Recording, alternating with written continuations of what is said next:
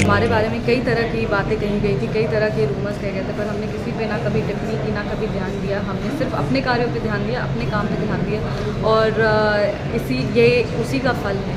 लोगों को अटूट विश्वास था एनडीए पे, एनडीए के शीर्ष नेतृत्व पे, वो चाहे हमारे प्रधानमंत्री हो यशस्वी प्रधानमंत्री श्री नरेंद्र मोदी जी, वो चाहे हमारे मुख्यमंत्री हो माननीय मुख्यमंत्री श्री नीतीश कुमार जी, या वो हमारे पार्टी के नेता हो चिराग पासवान जी।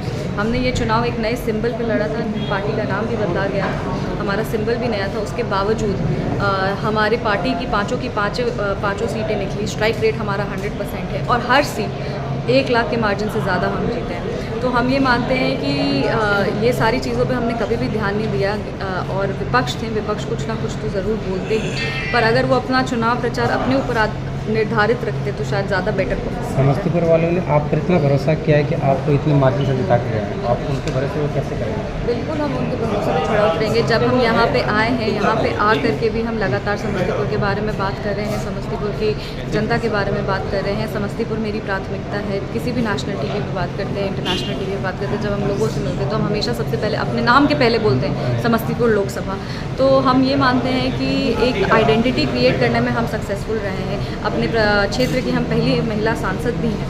तो युवा शक्ति नारी शक्ति के रूप में हमने चुनाव लड़ा है। युवा शक्ति नारी शक्ति का हम प्रतिनिधित्व कर रहे हैं और 5 साल नहीं 1 से 2 साल में समस्तीपुर में अंतर दिखने लगेगा। एक रोड मैप हमारे पास पूरा तैयार है, उस रोड मैप पे हमने काम करना शुरू भी कर दिया है। क्या एजुकेशन, स्वास्थ्य, रोजगार पर? हाँ, शिक्षा हमारा मुद्दा है, स्वास्थ्य हमारा मुद्दा है। हमने चुनाव लड़ा था कनेक्टिविटी पे, हमने चुनाव लड़ा था इंफ्रास्ट्रक्चर पे।